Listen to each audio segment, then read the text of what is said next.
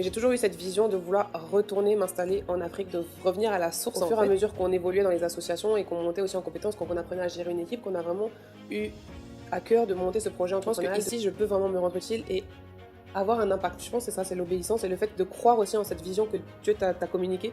La peur n'est pas de Dieu, c'est juste le diable qui t'envoie ce sentiment de peur dans ton cœur pour t'empêcher justement d'entrer dans ta destinée. Peu importe où tu te trouves, les opportunités sont partout et aussi en fonction de ce que tu manifestes, elles viennent à toi. J'ai aucun point de repère ici. J'ai quitté ma famille, j'ai quitté mon travail, j'ai quitté mes amis, donc en fait c'est tout que je dois reconstruire. T'es partout chez toi, mais en même temps t'es chez toi nulle part. J'ai jamais eu cette idée-là de devenir entrepreneur. Et en fait, c'est un truc de ouf d'être entrepreneur. Salut, moi c'est Fanny, j'ai 27 ans et j'ai quitté mon CDI, ma famille et mes amis à Paris pour me lancer dans l'entrepreneuriat à Abidjan. Je raconte mes aventures en couleur et avec Jésus, alors si ça t'intéresse, abonne-toi.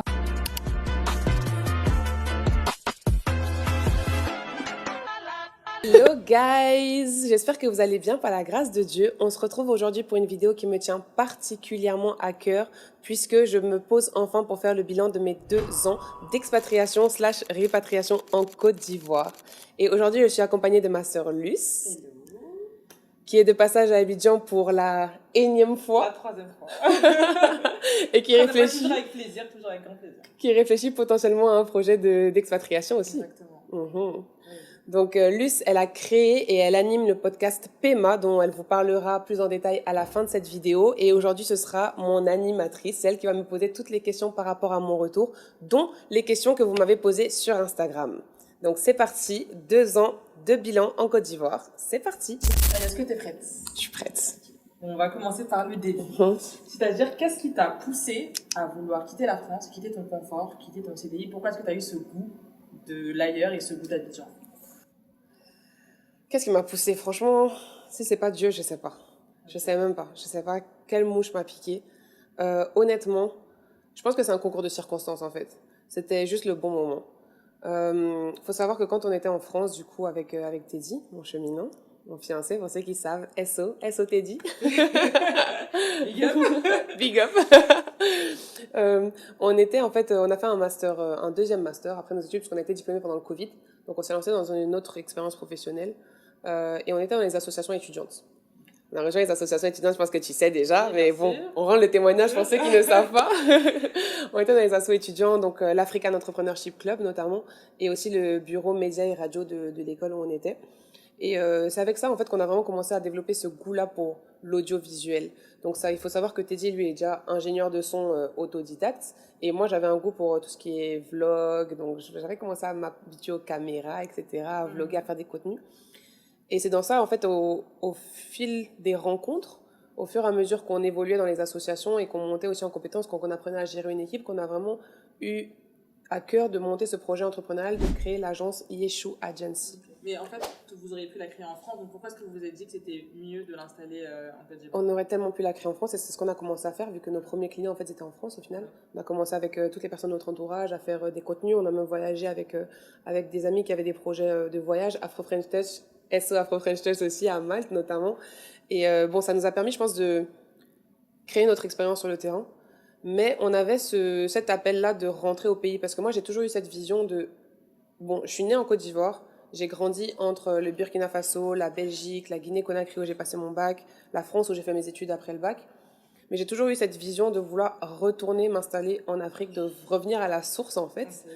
Bon, on va dire, je suis métisse, donc j'ai comme ces 2 parlants en moi. J'ai le côté français, j'ai le côté aussi burkinabé, ivoirien. Mais j'ai toujours eu cette vision de vouloir ramener en fait les compétences que j'ai apprises là-bas, tout ce que j'ai appris, de pouvoir ramener ça ici pour me rendre utile, pour pouvoir apporter ma pierre à l'édifice au développement de l'Afrique. Pour toi, c'est le sentiment d'utilité? C'est vraiment le sentiment d'utilité et de se dire c'est ici qu'on a besoin de moi en fait. On n'a pas forcément besoin de moi en Europe. Yeshu Agency, il y en a à tous les coins de rue, il y a des agences de com là-bas. C'est vrai qu'en Côte d'Ivoire, il y en a beaucoup, le marché il commence à être de plus en plus saturé, mais je pense qu'ici, je peux vraiment me rendre utile et avoir un impact. Alors qu'en France, bon, j'aurais pu avoir un impact, mais peut-être que c'était pas le même en fait. Donc Dieu nous a mis à cœur de venir s'installer. Pour moi, c'était la première fois de vraiment venir vivre en Côte d'Ivoire. Et je pense que on a juste obéi en fait à ça. Sachant que la première année de répatriation, expatriation, moi j'étais en télétravail. Dieu m'a fait la grâce de pouvoir être en télétravail avec mon entreprise parisienne, donc j'avais négocié en fait ce projet-là. À la base, le but c'était que je vienne étudier le marché, parce que je travaillais dans une agence de représentation touristique. Donc pour toutes les entreprises du tourisme, on représentait des destinations sur le marché français. Donc on faisait la promotion de destinations comme la Namibie, comme les Maldives, Tahiti et ses îles, etc. Et on avait commencé aussi à répondre à un appel d'offres pour Air Côte d'Ivoire. Ok. Et moi, je voulais vraiment nourrir cette vision-là au sein de mon entreprise où je travaillais là-bas, de pouvoir représenter des pays d'Afrique en France pour faire la promotion en fait, des destinations africaines. Donc à la base, je suis venue m'installer en télétravail avec pour but de pouvoir étudier le marché, de pouvoir présenter ce projet-là à mon entreprise. Puis bon, de fil en aiguille, malheureusement, Dieu avait d'autres plans. Et au final, en plus, le projet, en fait, il a été abandonné parce qu'il y a eu des changements de direction, etc. Je ne vais pas entrer dans les détails parce que c'est... voilà. Voilà. Mais au final, à toute chose, malheur est bon. Donc, je me suis séparée de mon entreprise et j'ai juste décidé de me lancer à temps plein ici. Parce qu'en parallèle du télétravail, j'avais quand même cette activité ici. Donc, de commencer à travailler pour des clients, de créer des projets audiovisuels. On avait aussi lancé le studio Yeshu Records, le studio d'enregistrement qui a marché à fond pendant la CAN, parce qu'on est venu s'installer en 2023, donc pendant la CAN. Et donc ça a marché à fond. Et c'est juste, je pense que c'est ça, c'est l'obéissance et le fait de croire aussi en cette vision que Dieu t'a communiquée. Il faut que tu partes. Voilà, tu as un impact à avoir, il faut que tu sois là. Et c'est là que je t'attends pour pouvoir t'utiliser comme je le veux, en fait. Mais malgré le fait qu'il y ait cette conviction-là, quand on fait un aussi grand pas dans une vie, il y a quand même peut-être un peu d'appréhension, un peu de doute. Comment est-ce que tu as pu vaincre ça et te dire, même si j'ai peur, je le fais quand même? C'est la foi. Okay. C'est juste la foi. Vraiment, la réponse, c'est juste la foi. C'est juste de dire que, quoi qu'il en soit, en fait, il faut savoir une chose, c'est que déjà, la peur n'est pas de Dieu. La peur n'est pas de Dieu. C'est juste le diable qui t'envoie ce sentiment de peur dans ton cœur pour t'empêcher justement d'entrer dans ta destinée. Ta peur n'est pas de Dieu. Et je pense que quand tu as foi en ce que Dieu a prévu pour toi, même si tu sais pas où tu vas, même si tu sais pas dans quoi tu t'impliques, tu sais pas ce que ça... En fait, tu as une idée de ce que ça peut être, mais tu connais pas, tant que tu y es pas, en fait, tu connais pas la réalité du terrain. Et c'est juste te dire, en fait, si Dieu peut pas m'emmener dans un truc où il m'attend pas. Donc, je lui fais confiance, je viens et je suis juste son plan. I trust the process, comme j'aime dire, trust God's process. Et voilà, mais voilà, ici, c'est juste ça, vraiment. Et là, après ces 2 ans, c'est ça, 2 ans, c'est bien ça. Niveau, en fait, chapitre par chapitre de ta vie, tu vois, étape par étape. Si on parle professionnellement parlant, là, donc, tu as temps plein pour Yeshu Agency, Yeshu Records, donc agence audiovisuelle, c'est ça? C'est ça. Et studio d'enregistrement. Au bout de ces 2 ans, professionnellement, qu'est-ce que tu en penses? Que tu penses qu'il y a eu des opportunités plus que tu aurais eu en France? Dis-nous tout. Je pense que les opportunités, elles sont partout. Peu importe où tu te trouves, les opportunités, elles sont partout. Et aussi, en fonction de ce que tu manifestes, elles viennent à toi. En fonction de la vision que tu as et de ce que tu veux accomplir, en fait, les opportunités s'offrent à toi. Des choix aussi que tu fais. C'est vraiment un long process. Qu'est-ce qui est difficile? Déjà, moi, je vais pas dire un complexe, j'ai une problématique par rapport à mes origines. J'ai toujours dit I'm a third culture kid. On appelle ça les TCK, third culture kid. Les gens qui ont grandi en n'ayant pas forcément en fonction de ta nationalité, mais tu as grandi en ayant plusieurs points de repère, plusieurs cultures différentes en fait. Donc j'ai grandi au Burkina, j'ai la culture du Burkina. J'ai grandi en Belgique, j'ai aussi de la culture de là-bas. Ma maman est française, j'ai aussi grandi en France, j'ai ça. En Guinée-Conakry, du coup, enfin en République de Guinée, à Conakry, et là-bas aussi, j'ai appris aussi à développer notre culture. J'ai voyagé, donc en fait, c'est comme si toutes ces cultures auxquelles tu as été exposé, elles rentrent dans toi. Donc en fait, tu te reconnais un peu partout, et donc tu es partout chez toi, mais en même temps, tu es chez toi nulle part. Okay. Tu vois, donc ça, je pense que ça a été un peu ma plus grosse problématique, où je rentre ici, je me sens chez moi, mais en même temps, je suis pas totalement chez moi et j'ai plus mes points de repère, en fait. À part Teddy, j'ai aucun point de repère ici. J'ai quitté ma famille, j'ai quitté mon travail, j'ai quitté mes amis, donc en fait, c'est tout que je dois reconstruire sur cette base-là. Et du coup, je pense que ça a été vraiment le premier blocage, on va dire, où tu te dis, ok, waouh, j'ai fait un truc de ouf, en fait. J'ai vraiment fait un truc de ouf. Et en plus, il faut savoir que quand on est venu s'installer, on n'a pas pris directement notre appart. On a eu la grâce aussi de pouvoir aller habiter chez Belle-Maman. Les bureaux, de pouvoir aussi bénéficier de bureaux où on travaille avec d'autres personnes, etc. Mais je veux dire, on avait comme un écosystème qui était prêt ici pour nous, qui nous attendait. Vous avez un soutien quand même. Voilà, donc on n'est pas arrivé juste dans le vide, où on doit tout créer, on doit vraiment trouver voilà, un appart, etc. Cette étape va venir, mais on a quand même voilà, on est arrivé dans un certain confort. Oui. Mais quand même, il y a ce petit décalage où tu dis, ok, je suis vraiment pas dans ma zone de confort, je suis vraiment pas chez moi, quoi. Ensuite, au niveau, du coup, on revient quand même dans le professionnel. le fait de devoir créer aussi ton entreprise, de devenir entrepreneur, parce que moi, j'ai quitté le salariat, en fait. J'étais salariée, moi, dans ma vie, j'ai toujours été focus, ok, j'ai mes diplômes et tout, je vais scale dans mon entreprise, voilà, j'aspire à un poste plus élevé, etc., mais j'ai jamais eu cette idée-là de devenir entrepreneur. Et en fait, c'est un truc de ouf d'être entrepreneur. Non, mais on se rend pas compte. C'est un truc de ouf d'avoir ton entreprise, d'avoir les responsabilités, de devoir... Tout dépend de toi. Tout dépend de toi. Si tu fais pas, personne fait. Exactement. Exactement. Et de devoir rendre des comptes quand même, parce qu'au final, tu te dis oui, tu rends pas des comptes à un patron, mais si tu rends des comptes à tes clients quand tu es entrepreneur. Tu as des clients à qui tu dois rendre des comptes, à des gens quand même à qui tu dois, voilà, tu dois être à la hauteur pour ces personnes-là. S'il y a un problème, c'est sur toi que ça retombe. Si même tes équipes créent quelque chose, un problème, c'est sur toi aussi que ça retombe, c'est toi qui assume tout ça. Donc ça, se lancer dans l'entrepreneuriat et le fait de devoir assumer toute cette partie-là d'entreprise, donc ça a été aussi un gros décalage, un gros apprentissage aussi, que ce soit de la vie, que ce soit de la patience, que ce soit des vertus, vraiment. Ouais, un apprentissage de la vie. Et puis, comme je le dis souvent, ma plus grosse problématique professionnelle, c'est vraiment au niveau de la ressource humaine. La ressource humaine... Ça revient beaucoup, ça, chez les entrepreneurs qui... en tout cas, quand on regarde beaucoup ceux qui s'installent en Côte d'Ivoire, parce que c'est ce que je regarde beaucoup aussi, la notion, les enjeux au niveau des ressources humaines sont très présents. À mon avis, je pense que c'est quand même partout. À mon avis, tous les entrepreneurs, même en France, je pense qu'il y a des challenges, mais c'est à certains degrés. Ici, le degré de challenge, en fait, de la ressource humaine ici, non, ça vraiment... En fait, ça met ta patience à l'épreuve, ça met même ta foi à l'épreuve parfois, parce que tu te dis, mais comment c'est possible de ne pas réussir? Même moi, je me suis beaucoup remise en question. Mon leadership, je l'ai beaucoup remis en question parce que je me dis, c'est pas possible. Est-ce que c'est moi qui gère mal les choses? Est-ce qu'ici, il y a un problème peut-être de culture, un problème d'éducation? Je comprends pas quels sont les blocages qui font que tu as beau communiquer, par exemple, une vision de l'entreprise à ton personnel, à tes collègues, à tes collaborateurs. C'est dur déjà de réussir à les faire rester, d'adhérer à cette vision-là, leur faire comprendre que, ok, on est une petite agence, on est là pour scale ensemble, en fait. On est là pour apprendre les uns des autres, on est tous là pour grandir ensemble. Et on a tous intérêt à faire en sorte que l'entreprise fonctionne pour que chacun puisse grandir avec l'entreprise, tu vois.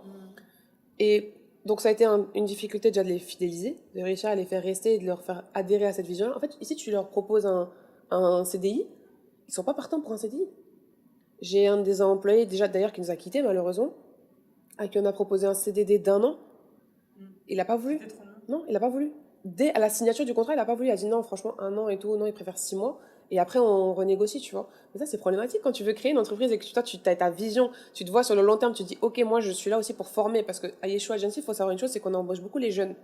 On embauche beaucoup les jeunes, pourquoi? Parce qu'on se dit, on est là pour avoir un impact. On est là aussi pour pouvoir transmettre à notre humble échelle, à notre petite échelle, on n'a pas des années d'expérience, etc., mais à notre petite échelle, on est là pour pouvoir aussi transmettre ça aux jeunes générations. Et tous les jeunes à qui on donne pas la chance de pouvoir s'exprimer sur le territoire, on donne pas leur chance de pouvoir montrer leurs compétences, de pouvoir montrer leur potentiel, etc., et qui sont souvent mis à des petits postes de stagiaires où ils font pas grand-chose. Nous, on leur donne cette capacité-là de dire, ok, moi, je crois en toi. C'est quoi ta vision? T'as pas de vision? Ok, je vais t'apprendre à développer c'est quoi une vision. Je crois en toi, je vais te former.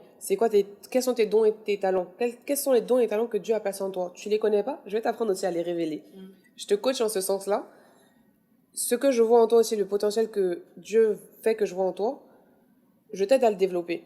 Je te forme. Donc, on forme à la création de contenu, on va former au cadrage, montage, étalonnage, aux différents logiciels, on va te former. Tu deviens opérationnel sur le terrain. Moi, mon but, c'est pas que tu te barres au bout de 6 mois avec tout ce que je t'ai appris, en fait. C'est qu'on grandisse ensemble et que les projets que je porte, les projets que je veux enfanter, que tu m'aides à les enfanter et qu'on grandisse, tu vois. Sachant aussi qu'on a toujours eu cette culture en entreprise. On sait qu'on est en Côte d'Ivoire, on s'est adapté au terrain. On sait qu'en Côte d'Ivoire, il y a beaucoup la culture des gombos. Donc, tout le monde, que tu sois en entreprise et tout, tu as toujours des petits side business, tu as toujours des petites entrées d'argent en parallèle de ton business principal, en fait, ou en parallèle de ton activité principale. Et ça, on l'a compris. Donc, on s'est dit, on sait qu'on peut pas enfermer quelqu'un dans une bulle où tu es juste salarié et c'est ça ta vie. Non, on sait que tu as tes petits combos à côté, tu vas avoir quelqu'un qui va te contacter pour aller faire la couverture d'un mariage, tu vas avoir quelqu'un qui va te contacter, par exemple, notre graphiste, pour faire des créas, etc. Et nous, on veut pas t'enfermer parce qu'on n'est pas là pour voler ton étoile, en fait. On est là pour la laisser briller, ton étoile. Et on est là pour que tu puisses, toi aussi, nous, on veut t'impacter, mais on veut aussi que tu puisses impacter le monde à travers tes dons et talents. Donc, on te laisse faire ça. Donc, j'estime. Encore une fois, pardonnez-moi si je suis naïve. Pardonnez ma naïveté. J'estime que vraiment tu es à l'aise, en fait. J'estime que tu es à l'aise. Je suis pas là pour t'étouffer. Donc, j'estime que quand même, tu peux faire en sorte de t'impliquer dans l'entreprise un minimum et de porter la vision aussi que moi je porte en fait, et de me décharger de ça et qu'on puisse avancer ensemble. Mais est-ce que tu as réussi à comprendre, du coup là, avec ce défi que tu as eu là maintenant au bout de 2 ans, qu'est-ce qui faisait que au niveau de ta ressources humaines, il y avait parfois des soucis, au niveau peut-être de la fidélisation, etc. Est-ce qu'aujourd'hui, tu arrives à un peu cerner ce qui peut poser problème ou la manière de faire qui peut faire en sorte que les gens ne veulent pas forcément rester, ou alors tous les autres problèmes de management que tu peux rencontrer? Je pense que c'est vraiment l'éducation. Honnêtement, moi, c'est la conclusion à laquelle j'en arrive aujourd'hui. Je me dis, c'est l'éducation. Peut-être que depuis jeunes, ils n'ont pas été éduqués à s'impliquer dans une vision de long terme. Ils ont beaucoup été aussi habitués à faire, tu vois, comme je disais, des petits jobs, plein de petits jobs, et de vivre au jour le jour. Ici, on vit beaucoup au jour le jour. Il y a personne qui se... Enfin, c'est rare les personnes qui vont te dire, ouais, je me projette dans 2 ans, 3 ans, 5 ans. Alors qu'en France, on nous inculque ça même à l'école, on nous l'inculque de faire des business plans sur plusieurs années, de te projeter ta vision, qu'est-ce que tu veux devenir dans 10 ans. Même, je me rappelle au primaire, souvent on nous posait cette question, qu'est-ce que tu veux devenir dans ta vie? Qu'est-ce que tu veux devenir demain? À l'époque, on voulait devenir hôtesse de l'air, on voulait devenir pilote d'avion, etc. Bon, bien sûr, ça a évolué, mais c'est quelque chose qu'on nous a inculqué depuis le plus jeune âge, de savoir qu'est-ce que tu veux devenir, et aussi de te dire que tu peux tout faire, en fait. De pas te mettre de limites, tu peux tout faire. Alors qu'ici, ils sont beaucoup embrigadés dans cette idée de, bon, déjà, je suis née dans un environnement compliqué, ma vie sera compliquée. Oui, mais moi, il y a personne dans ma famille qui a passé le bac, il y a personne qui a fait des études. Et alors? Tu vois? Mais ils ont beaucoup ce problème de limitation, où ils voient pas sur le long terme, et ils se limitent beaucoup au niveau de leurs compétences, au niveau de ce qu'ils peuvent faire en fonction de leur environnement. Donc c'est pour ça que je te dis, nous, on a tout ce travail-là à faire au sein de l'agence, en plus de leur donner de la compétence pratique, on essaie de leur inculquer ce savoir-être et cette vision et cette manière de penser-là, tu vois. Sachant qu'on a déjà essayé, parce que du coup, au fil des discussions avec d'autres personnes, on a challengé, tu vois, ce point-là. La compétence, ça s'acquiert, on forme, etc., il n'y a pas de souci. Les salaires, même malgré le salaire, en fait, t'as beau placer quelqu'un au-delà même de ses expériences de salaire, non, la personne ne va pas forcément rester, tu ne vas pas la fidéliser par ça. Elle va pas forcément aussi être plus compétente ou se donner plus à fond parce que tu lui donnes un meilleur salaire, tu vois. Quoi d'autre? Les avantages en entreprise, comme je dis, nous on a des employés qui dorment au bureau parce qu'ils habitent à Yopougon, nous on est à la Riviera 2 et on veut pas, on sait que le transport c'est compliqué. Déjà ça va enlever dans leur salaire, ça va décompléter, du coup ils n'auront pas leur salaire complet. Au niveau de la fatigue aussi, de devoir faire les allers-retours, etc. On est au milieu des médias. On finit tard les tournages. On commence parfois super tôt, on finit tard, etc. Donc, on a donné ce loisir-là de pouvoir tu dors au bureau, il n'y a pas de souci. On est même en train de... Je précise, on dort au bureau dans des bonnes conditions. Oui, c'est pas, non, c'est pas tu dors sur une natte au bureau. Table, bien sûr, bien sûr. Je ferai préciser parce que les gens ils aiment bien faire des polémiques après. Donc, dans des bonnes conditions. C'est ça, c'est pas tu dors au bureau devant ton ordinateur, Voilà, on t'exploite. Non. On dort au bureau, on est même en train de construire là un dortoir pour eux, pour les employés qui ont besoin de dormir au bureau. Ils ont un dortoir, ils ont une douche, ils peuvent laver leurs habits. Enfin, il y a vraiment, ils sont à l'aise. Donc, malgré les conditions aussi que tu mets en place, même les transports, parfois, quand je sais que tu vas venir long ou tu finis tard, on te donne le transport. En plus de ton salaire, on te donne le transport. Souvent, on va venir, on va te donner à manger. Enfin, vraiment, je sais pas, vraiment. Non, en fait, j'ai beau. Il y a des gens en commentaire qui auront la réponse. J'espère. Si vous avez une réponse, si vous avez aussi un retour d'expérience, n'hésitez pas à me le dire en commentaire parce que vraiment, je suis venue à la conclusion que c'est juste l'éducation, à mon avis, qui pose problème et qu'il faut réussir à leur inculquer ça depuis le plus jeune âge, d'avoir une vision, de savoir où tu vas. Et en plus, la vision, elle peut évoluer, elle n'est pas forcément figée, elle peut évoluer avec le temps, en fait. Hier, tu voulais devenir président, aujourd'hui, tu veux devenir chef cuistot. La vision, elle peut évoluer, mais il faut que tu aies une vision, il faut que tu saches où tu vas. Et il ne faut pas que tu te laisses déterminer ton avenir en fonction de là où tu viens, en fait. Et il faut que tu puisses savoir... En fait, c'est pour ça aussi qu'il y a beaucoup... Moi, je m'appuie beaucoup sur la foi, je m'appuie beaucoup sur la Bible. On dit qu'il faut être fidèle dans les petites choses. Sois fidèle dans les petites choses. Parce qu'en fait, si on te confie peu et que tu n'es pas fidèle avec le peu qu'on te confie, on ne pourra pas te confier grand, en fait. Parce que quelqu'un qui n'est pas fidèle dans les petites choses n'est pas fidèle dans les grandes choses, c'est normal. Donc, ça, c'est tout ce travail d'éducation qu'on essaie d'inculquer aux jeunes, en tout cas que nous, on côtoie, pour leur faire comprendre ça et leur faire évoluer leur mindset, pour leur dire, les gars, peut-être qu'aujourd'hui, t'es à Yeshua Agency et que c'était pas ça ton rêve. Ok. Mais là où tu es, là où Dieu t'a permis d'être aujourd'hui, déjà prends conscience que c'est une grâce que tu sois à cet endroit-là et que tu sois dans des conditions pareilles. Et puis dis-toi que si tu es fidèle dans ces conditions-là, demain, le rêve que tu as, Dieu t'aidera à le réaliser parce que tu as été fidèle là où il t'a mis en fait aujourd'hui, tu vois. Mais bon. C'est deep, hein, ce que tu veux dire. C'est très réel. On sent que c'est un sujet qui te... Non, en fait... qui me touche. En fait, ça me touche parce que sans l'homme, tu peux rien faire. Oui. Donc la ressource humaine, c'est le truc le plus important. Sans l'homme, tu peux rien faire. Ouais. Tu peux avoir tout le matériel du monde, avoir tout l'argent, etc. Sans la ressource humaine, tu peux pas avancer. Enfin, c'est le fer aiguise le fer et c'est l'homme qui fait l'homme en fait. On est là, on est, comme on dit, on est aussi le corps du Christ. Jésus, il est pas seul. C'est parce qu'il est aussi avec les autres membres du corps du Christ que ça fait notre puissance, ça fait notre force en fait. Tout seul, comme on dit, tout seul tu vas vite, mais ensemble on va loin. Et c'est tellement réel. Je suis quelqu'un, je suis très indépendante de base. Donc j'essaye beaucoup aussi de faire les choses moi-même. Tu t'épuises. Je peux pas. Tu Et t'épuises. je pense que ça fait partie aussi, bon, je m'avance ce que tu vas dire, mais je pense que ça fait partie aussi des défis que tu as rencontrés professionnellement. C'est savoir organiser tes tâches de manière à ne pas être débordé ou même épuisé, parce qu'en tant qu'entrepreneur aussi, c'est toi qui fais tout. Enfin, toi et tes dit, tu fais tout ensemble. Et donc, je pense qu'il y a aussi une grande charge. Est-ce qu'aujourd'hui, c'est quelque chose que tu arrives à faire, à ne pas te laisser crouler sous la pression et à savoir gérer cette pression-là? Comment on en est? Alors là, vraiment... non, ça c'est la question qui fâche. Okay. Non, franchement, pourtant je suis une pro... faut trouver ton équilibre, il faut que tu saches t'organiser, que tu aies la gestion de tes priorités, etc. Mais non, c'est plus facile à dire qu'à faire, honnêtement. Parce qu'en fait, tu vas... Déjà, premièrement, tu as ton business, tu as aussi d'autres side business, tu as des side quests, comme j'aime les appeler, tu as des choses aussi en parallèle que tu développes.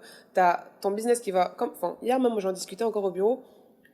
Tu vas avoir plusieurs projets, parce que même Dieu ne veut pas que tu mettes tous tes œufs dans le même panier. Il veut pas que tu sois juste sur une activité. Il veut que tu puisses diversifier tes activités, en fait. Donc, tu vas avoir ton business principal, par exemple, qui va te rapporter de l'argent, etc., comme on va appeler ça la vache à lait, qui va être ton business de tous les jours. Voilà, ça te rapporte de l'argent quotidiennement, etc., c'est ton fonds de commerce. Tu vas avoir ton business, par exemple, passion. Où tu le fais, c'est ta passion, ça te rapporte pas forcément des 1000 et des cents, mais c'est ta passion et tu le fais par conviction, tu le fais par amour de ce que tu fais.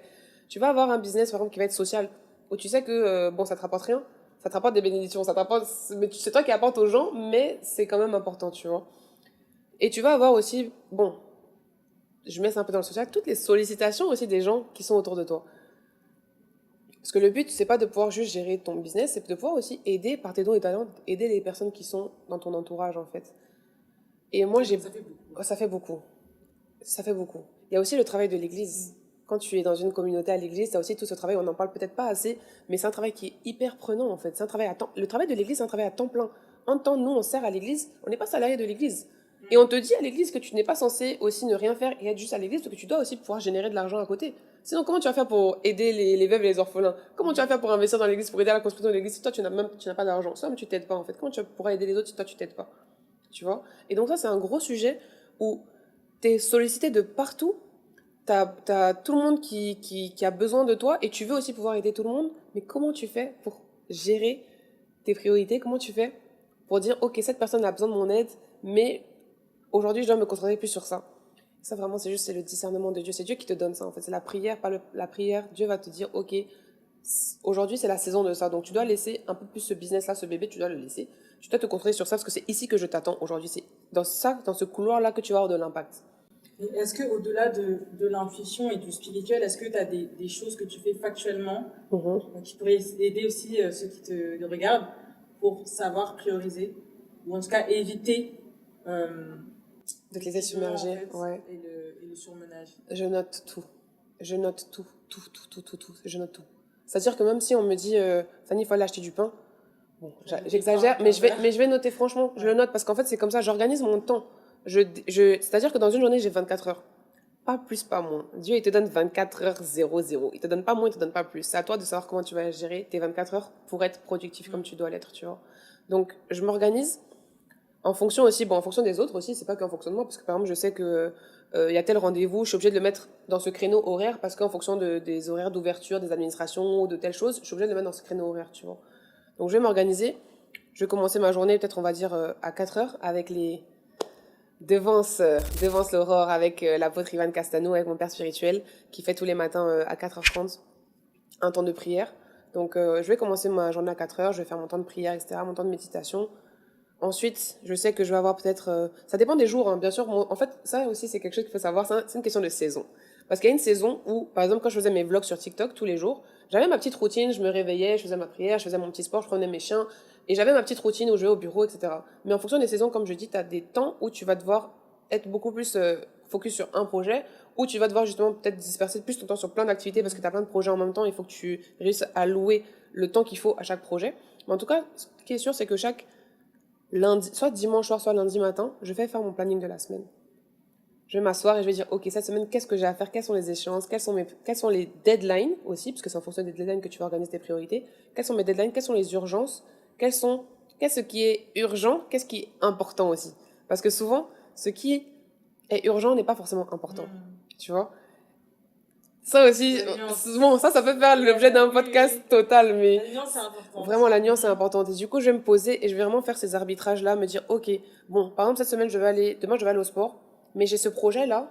Si j'ai pas avancé dessus, si les 2 heures que je voulais mettre dans le sport, j'ai pas avancé sur ce projet, ça va me mettre dans la merde. Donc, je préfère sacrifier mes heures de sport. Je sais que le sport aussi, c'est important, surtout pour l'équilibre, etc. Mais par exemple, cette semaine, je vais préférer sacrifier les 2 heures de sport pour les allouer à 2 heures de projet, pour pouvoir avancer sur mon projet. Peut-être que la semaine prochaine, ce sera, bon, j'ai 2 heures, je dois finir ce projet, mais là, le sport, si je vais pas au sport, je vais péter un câble, en fait. Faut que j'aille au sport, faut que j'aille me défouler, faut que je puisse avoir ce temps-là pour moi aussi. Donc, je vais préférer, aujourd'hui, mettre ces 2 heures de sport dans mon planning et remettre ça peut-être à demain ou après-demain parce que je sais que, bon, dans mon calendrier, dans mes échéanciers, je sais que je peux me le permettre, tu vois. Donc, c'est vraiment ça, c'est l'organisation. Moi, je prends mon papier, j'écris tout, je note tout et je cale en fonction de ça. Et quand il y a des imprévus, bah là t'avises hein.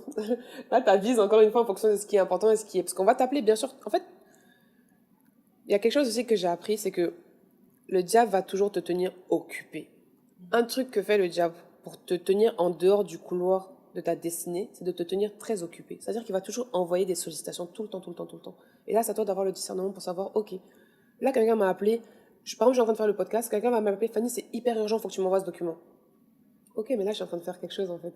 Donc, ton urgence, je sais que c'est urgent, mais tu vas attendre, je vais finir ce que je suis en train de faire, et après, je vais te gérer, tu vois. Et peut-être qu'après, j'avais prévu de faire quelque chose après le podcast, mais je vais me créer ce créneau horaire où je sais que je vais pouvoir gérer cette urgence-là, ou même dans la voiture, je sais que, ok, au lieu de me détendre dans la voiture ou d'écouter quelque chose, je vais gérer ce truc pour pouvoir rentrer dans le timing, tu vois. Mais c'est vraiment, c'est l'organisation. C'est un gros challenge aussi, je pense, professionnellement, par rapport à ton arrivée, surtout le fait d'être entrepreneur, comme on dit toujours.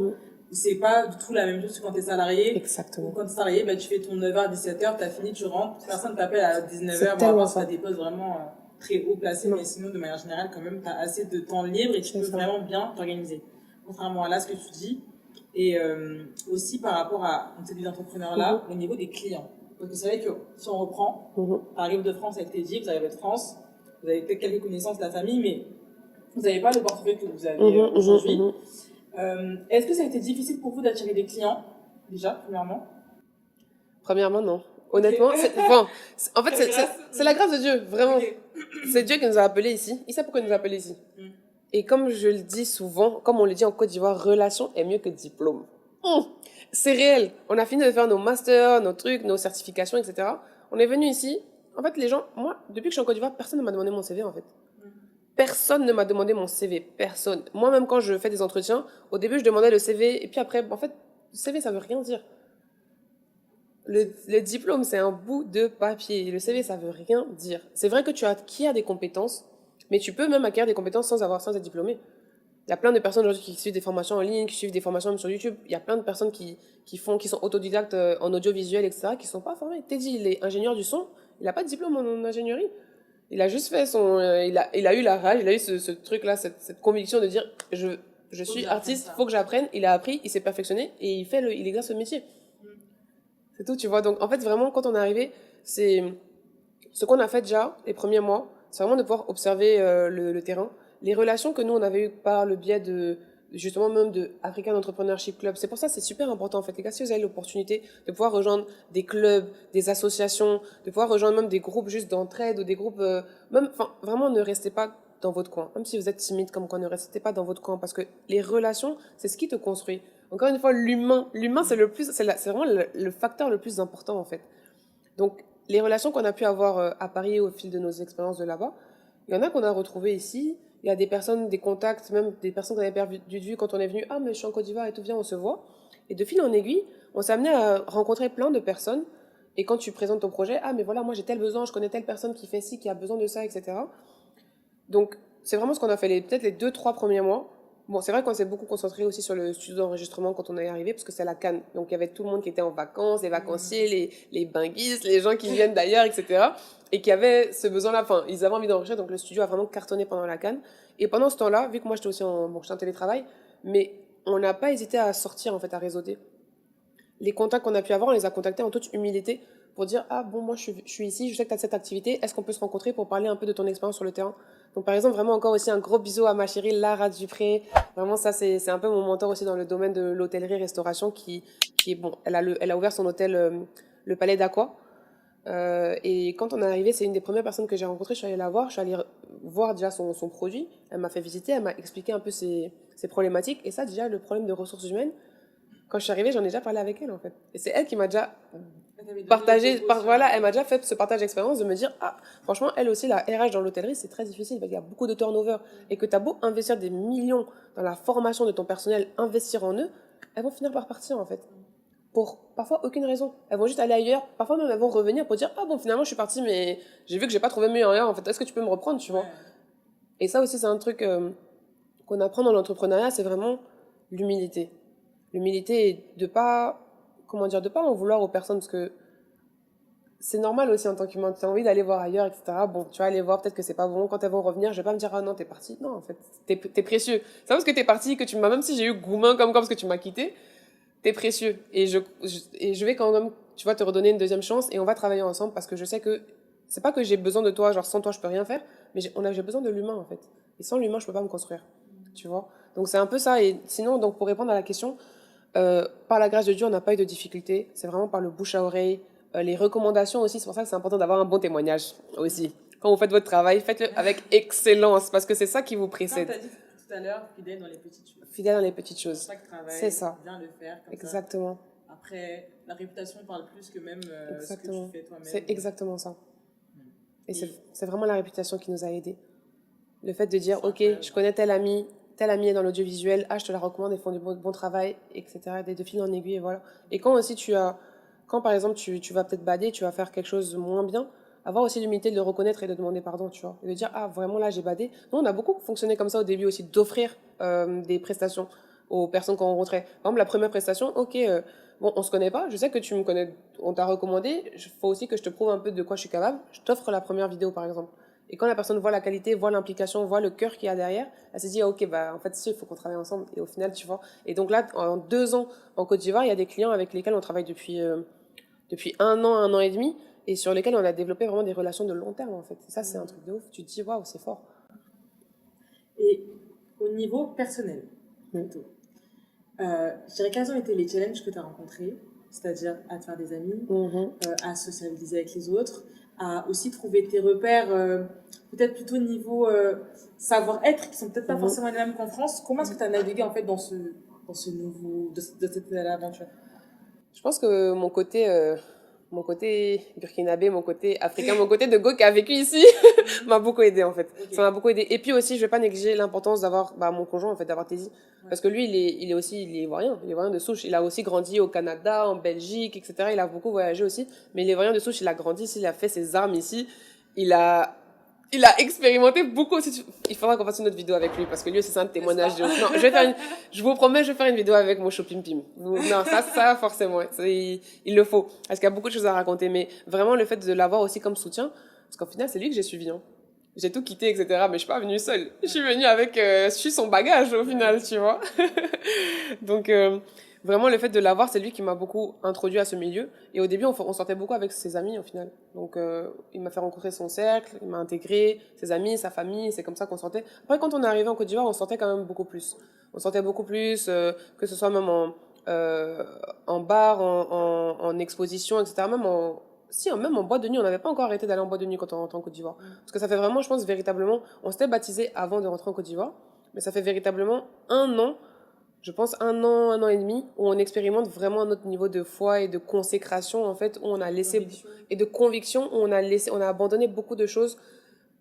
Bon, par conviction, par rappel aussi, parce qu'on a compris, et par sagesse aussi, par maturité, parce qu'on a fait du chemin aussi dans la foi, tu vois, on a compris de nouvelles choses, on a développé de nouvelles clés aussi de compréhension. Mais c'est beaucoup grâce à lui que j'ai pu m'intégrer dans cet environnement-là. Après, j'ai pu rencontrer des personnes moi-même, et aussi, Un truc que, bon, là, j'ai vraiment négligé. Population, je demande pardon. Mon LinkedIn. Ok. Mais vraiment, mes amis, mes collègues de LinkedIn, je demande pardon, j'ai vraiment disparu de cette plateforme alors qu'au début, j'étais à fond dessus. Limite, j'avais délaissé même les réseaux Instagram, etc. J'étais à fond sur LinkedIn. Parce que je partageais mon expérience, je repostais beaucoup aussi les choses des autres personnes que je voyais, les autres personnes comme moi, qui se sont ripat ou qui sont expats. Il y avait beaucoup de partage d'expérience, partage de connaissances aussi sur ce réseau-là. Et par ce biais, j'ai rencontré beaucoup de personnes. Ok. Le fait de partager aussi ma vie sur les réseaux, sur TikTok, sur Instagram, de partager un peu mes vlogs, mes témoignages de ma répatriation ici, il y a beaucoup de personnes qui m'ont contacté par ce biais-là. Énormément. Bon, du coup, ça rentre dans le... À partir de ces connexions-là, tu as réussi à créer de réels liens d'amitié ou pas? C'est ce que j'allais dire. Superficiel. Ça rentre aussi dans le professionnel, parce qu'il y a beaucoup de personnes qui m'ont contacté parce qu'ils ont vu mon témoignage. Ah, ok, t'es une agent, j'ai vu ton projet, que ça. Donc, ça nous a aussi apporté beaucoup de clients et de personnes dans ce biais-là. Mais au-delà de ça, dans les amitiés, je vais pas mentir, je pense pas avoir développé de réelles amitiés profondes, que ce soit par le biais des réseaux, etc. J'ai développé des connaissances, j'ai développé des coups de cœur aussi, des personnes avec qui, bon, on se voit pas, mais on sait que, bon, je sais que la personne, voilà, on a échangé, etc., on se connaît. Si j'ai besoin de... Voilà, il y a un bon feeling. Si on sort, on se voit, ben, on sera hyper content de se voir, mais c'est pas pour autant qu'on va s'appeler tous les 2 jours, tu vois. Même ma famille, j'appelle pas tous les 2 jours, mais voilà. Et je pense que c'est depuis surtout depuis que j'ai commencé à fréquenter l'église que je suis rentrée dans une communauté avec l'église, donc Impact Centre Chrétien, où j'ai vraiment commencé à peut-être développer des relations plus profondes avec mes frères et sœurs de l'église en fait. Où là vraiment, en plus d'être des personnes que je côtoie à l'église, c'est vraiment devenir des vrais frères en Christ et des personnes sur qui je peux compter, des personnes avec qui j'ai même envie de faire des sorties ou en dehors même du service qu'on fait, parce que du coup je suis responsable du département de la com. Mais au-delà de ça, au-delà de cette relation de, entre guillemets, hiérarchie, il y a beaucoup, bon, c'est pas vraiment, je sais pas si c'est une amitié, c'est vraiment plus comme de la famille, en fait. Où vraiment on se considère vraiment comme de la famille. Où on va pouvoir se confier, etc. Donc ça, par exemple, ça m'a apporté beaucoup en vrai. Ça m'a apporté beaucoup parce que ça m'a apporté ce petit refuge aussi, cette communauté où je sais que je suis chez moi, je me sens à l'aise, je suis acceptée, je suis utile aussi, encore une fois, parce qu'il y a beaucoup moi j'ai beaucoup ce sentiment d'utilité quand même. Mais en termes d'amitié, non, je pense que j'ai pas, peut-être quelques personnes, ça se compte sur les doigts d'une main, où j'ai vraiment développé des vraies amitiés profondes, où j'ai appris à connaître des personnes en étant ici. Mais sinon, après, le reste, c'est mes amitiés d'avant que j'essaie d'entretenir tant bien que mal. Encore une fois, pardonnez. Tant bien que mal. Mais tu vois, par exemple, toi, on parle pas tous les 4 matins aussi. Mais quand on se revoit, c'est comme si rien n'avait changé. On passe du quality time. Et moi, c'est ce que je dis. Over quantity, c'est la qualité qui compte. Le temps de qualité qu'on va passer avec les personnes quand elles sont là, tu vois, le fait de pouvoir me rendre disponible pour passer du temps avec toi et tout, moi ça me fait hyper plaisir et je pense que toi aussi du coup, tu vois, et c'est ça qui compte parce qu'après quand tu pars, c'est les souvenirs que t'en gardes en fait qui restent dans ton cœur, tu vois. Donc c'est vraiment ça. Mais en vrai, je vais pas mentir, développer des relations vraiment amicales ici, non. Non, mais je pense que c'est possible. Parce que j'ai pas ressenti ce sentiment de... Les gens sont très ouverts ici, hein. Les gens sont très ouverts. Et j'ai pas ressenti, par exemple, bon, désolé pour les Guinéens, vous allez prendre balle, mais en Guinée, il y a beaucoup d'hypocrisie. Énormément. Énormément d'hypocrisie. Et par exemple, là-bas, j'ai eu beaucoup plus de mal à tisser des vraies amitiés, des vraies relations avec les personnes là-bas. Après, c'est aussi l'adolescence, donc c'est un autre contexte, c'est pas les mêmes enjeux, etc. Mais que parfois, quand t'es ado et quand t'es adulte, tu te rends compte que les gens, ils sont pas forcément si différents que ça. Oui, c'est pas faux. Parfois, c'est pas faux. C'est pas faux. Mais par exemple, là, de ma relation avec la Guinée, avec mon recul maintenant, j'arrive à voir que les personnes ont vraiment évolué, tu vois. Des personnes qui, par exemple, m'avaient fait du mal ou qui n'étaient pas trustworthy quand j'étais en Guinée.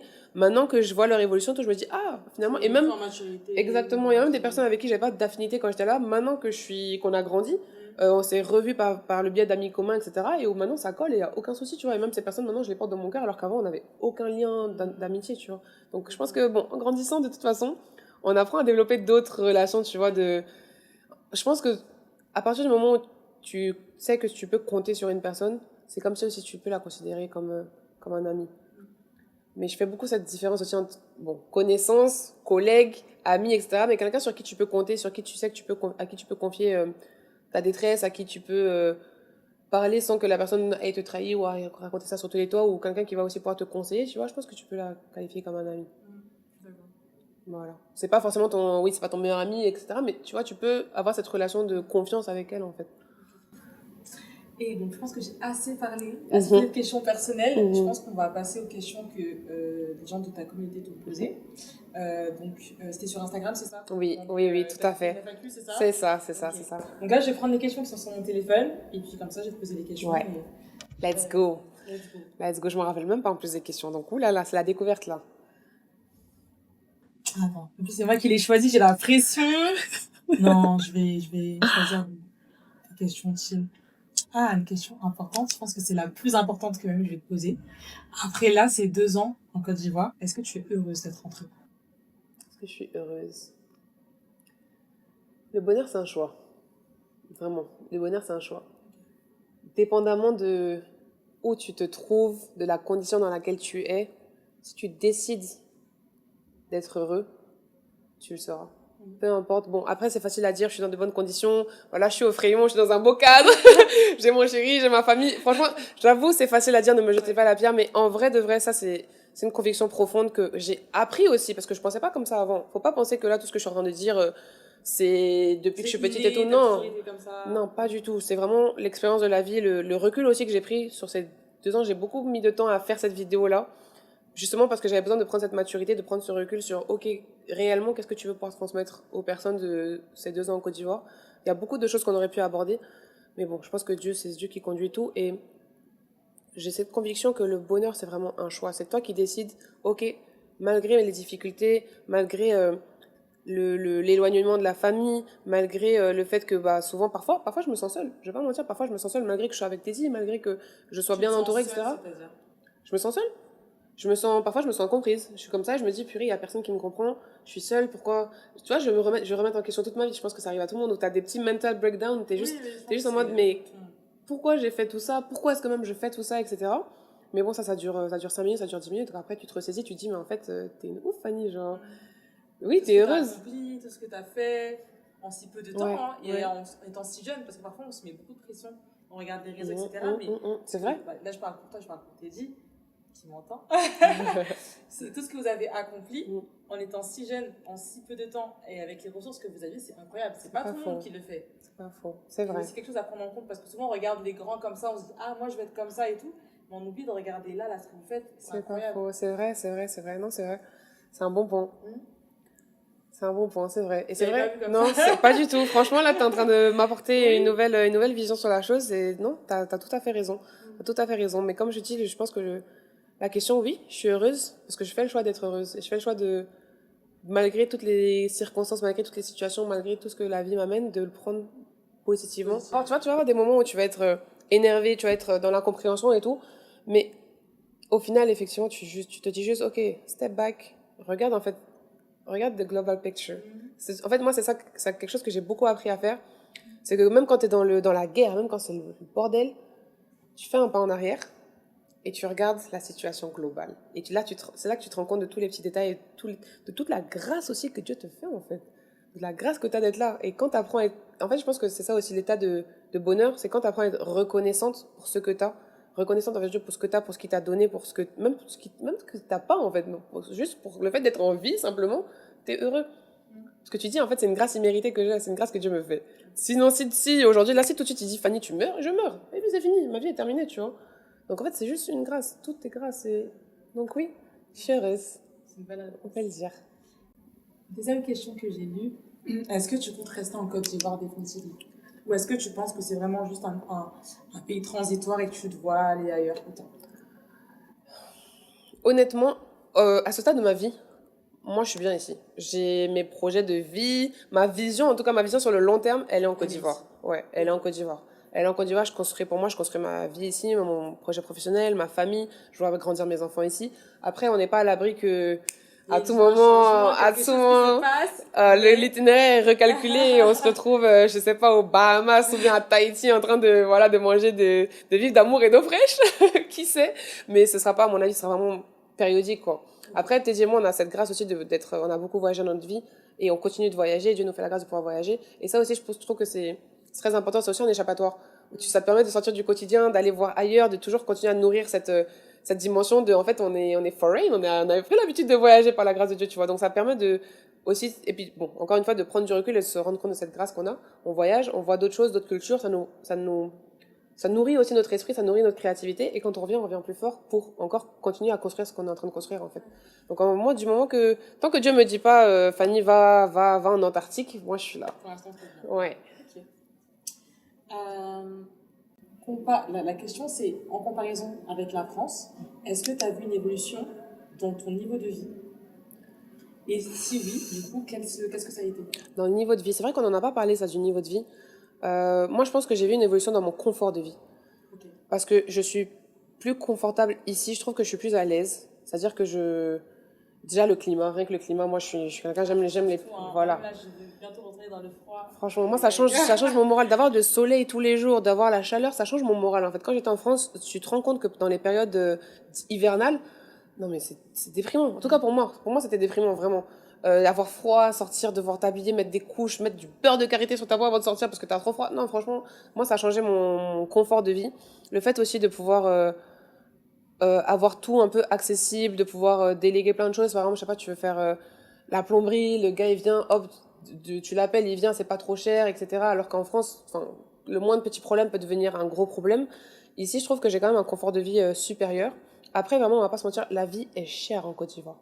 La vie est chère. Faut pas se dire qu'on quitte l'Europe, j'arrive ici et je vais vivre, je vais acheter, je vais vivre avec le même niveau de standing de France ici au même prix. Non. Pour le même niveau de standing de France, quand tu viens en Côte d'Ivoire, c'est plus cher, je pense. Après. Qu'est-ce que tu as à donner comme exemple de ça?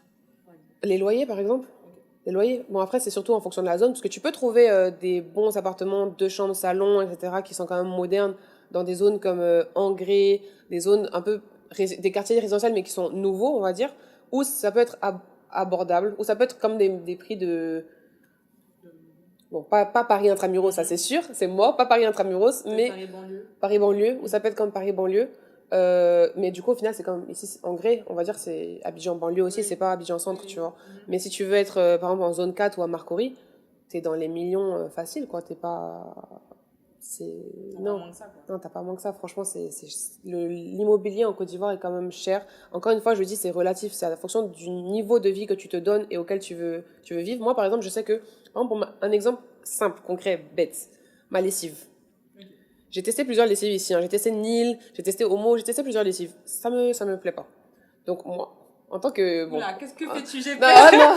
Non, en tant que, quand même, bon, tu voilà. Ta lessive. D'où je suis partie de France, moi, j'avais l'habitude d'acheter ma lessive Ariel. C'est la lessive que j'aime. La lessive Ariel, ici, elle coûte 10 000, 12 000.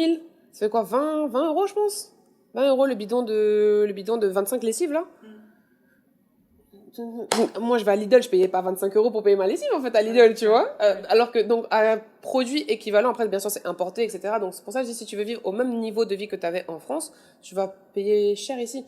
Quand on fait nos courses à Casino, Monoprix, n'en parlons pas, moi-même, j'ose pas rentrer là-bas parce que les seules fois où je suis rentrée, je dis, ouh, non, attends, on va. En France, parfois, on est un peu. Même en France, voilà. Mais en France, tu vois, on peut se le permettre. On rentrait, on peut venir faire quelques petits trucs et tout. Tu vois, les jours où vraiment t'as envie de. Tu te rentres. Mais là, rentrer à Monoprix, moi, je pense même pas. Je me dis, non, les gars, bon, on va attendre d'arriver à un autre niveau de standing pour aller là-bas parce que c'est excessivement cher. J'ai fait quelques vidéos comme ça sur mon TikTok où je montrais un peu le prix des courses à Abidjan. Et c'est comme je dis, quand tu veux vivre au standing de France ou avec des produits de France, etc., c'est mort. Après, si tu veux vivre à l'échelle locale, que tu manges local, que tu consommes local, que tu vis local, même par exemple au niveau de ton appartement, que tu vas faire des concessions par exemple sur ta douche, parce que si tu vas avoir une douche fancy, etc., chérie, va falloir mettre le prix. Maintenant, si tu vas avoir un appartement un peu, quand même moderne, mais avec une douche à l'ancienne où tu rentres, la douche, elle fait... tu te douches au-dessus des toilettes, et puis bon, ou bien que la cuisine, les cuisines aussi, c'est un problème en Afrique, hein. L'architecture, bon bref. En tout cas, je trouve que mon confort de vie s'est amélioré parce que je vis mieux ici, je suis plus à l'aise dans ma peau, je suis plus à l'aise dans tout ce que je fais. Mais le niveau de vie, je me permettrais pas de vivre comme je vivais en France ici, tu vois. Okay. Avec mon niveau, en tout cas, de revenus, d'argent, etc.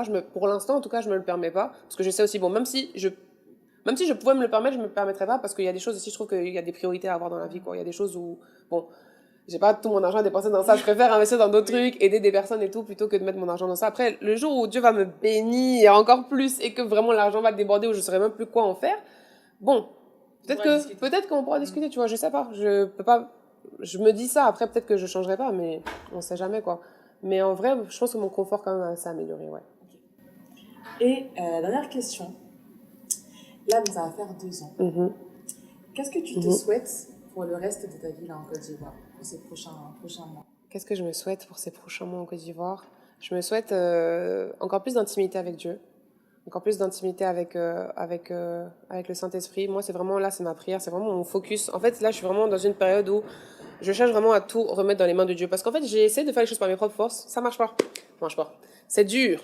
C'est dur. Vraiment, la vie est dure. Donc, j'ai appris à comprendre que, en fait, sans Dieu, je ne suis rien, je ne peux rien, en fait. Donc, je suis juste en mode, là, je suis dans un mode focus. Je veux que Dieu soit le centre de ma vie, que ce soit lui qui prenne les décisions pour moi, que ce soit lui qui me dise quoi faire. Parce que tu sais, il y a une dimension où même le matin, tu peux te lever et puis demander au Saint-Esprit comment tu vas t'habiller.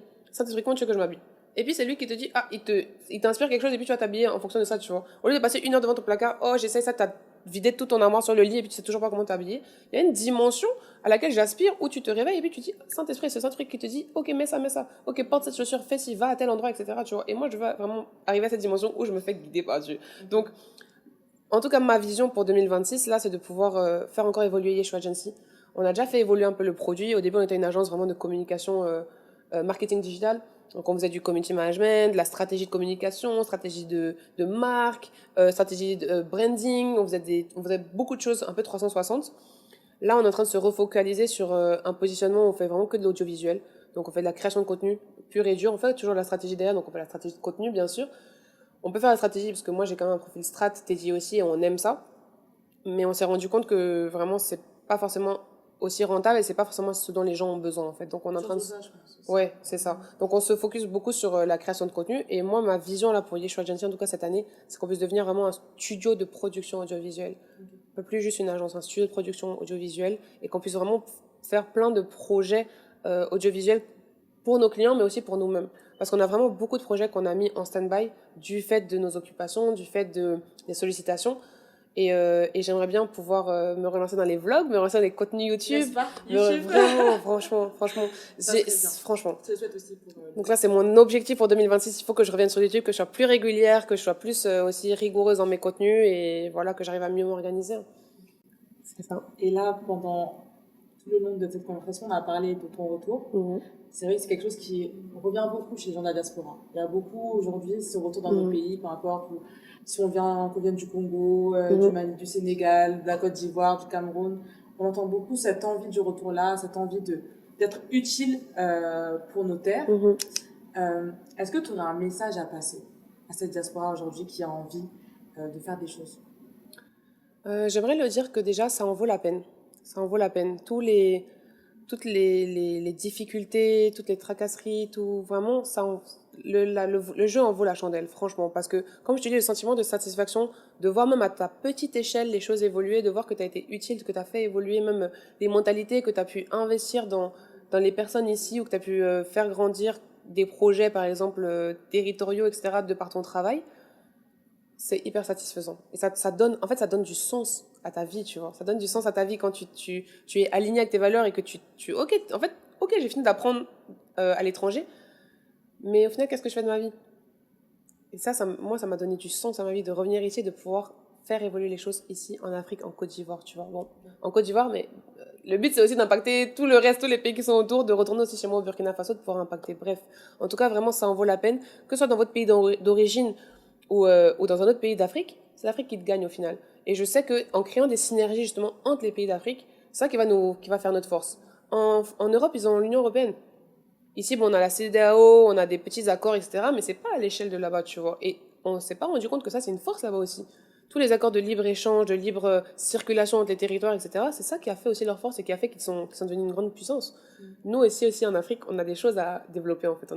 On a vraiment notre pierre à apporter à l'édifice. Donc vraiment, n'hésitez pas, n'ayez pas peur de venir vous installer. Mais avant de venir, il faut que votre vision, elle soit claire.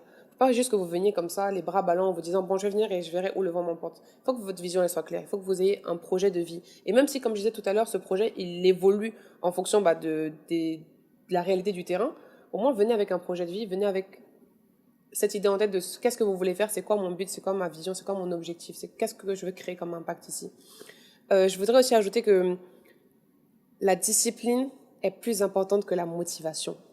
Notez ça, s'il vous plaît. Je répète, la discipline est plus importante que la motivation. Non, parce que tu peux être motivé pour faire des projets, tu peux avoir plein... Aujourd'hui, tu te réveilles, oh, je vais faire plein de choses, je vais faire ça. Mais si tu n'es pas discipliné pour accomplir ton cahier des charges, là, ça va pas aller, ça va mener à rien. Si tu rentres en Afrique, que tu penses que parce que tu es motivé, tu veux changer le monde, tu vas venir... Parce que t'as fait des études en Europe aussi. Exactement, parce que tu penses que tu viens d'ailleurs, tu vas apporter, tu vas révolutionner le système et tout. Non, en fait, tu vas venir te faire face à des blocages, faire face à des murs. Si t'es pas focus déjà sur ta, comme je disais, sur ta vision, si tu sais pas pourquoi tu es là, pourquoi tu le fais, et que tu donnes pas la discipline, la rigueur de le faire, tu vas échouer. Tu vas échouer, parce que tout le monde est motivé. Tout le monde se réveille avec plein de rêves, oh, je vais faire plein de trucs, aujourd'hui je vais faire ci, ça. Au final, tu t'arrives le soir, ah bon, sur ma to-do list, j'ai fait que 2 choses. Ouais, parce que tu dois être discipliné pour pouvoir réussir à rentrer dans ce que tu dois faire, en fait, dans ce que Dieu t'appelle. Et puis, dernier point, le plus important, Dieu doit toujours rester au centre. Vraiment, Dieu doit toujours rester au centre. Ça, c'est mon conseil, Dieu doit toujours rester au centre. Bon, si vous ne connaissez pas Dieu, venez, on va discuter. Parce que vraiment, c'est un game changer. C'est vraiment, vous vous rendez pas compte, mais c'est un game changer. Donc Dieu doit toujours rester au centre.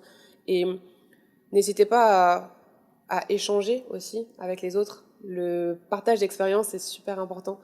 Il faut arrêter de se dire non, moi je garde les choses pour moi. T'as appris quelque chose là, partage à quelqu'un, partage à ton frère en fait, ça peut lui être utile. Et lui aussi peut-être qu'il a quelque chose d'important à t'apprendre qui va t'être utile en fait. Il faut arrêter de rester dans cette mentalité de sectaire où je fais mes choses dans mon coin.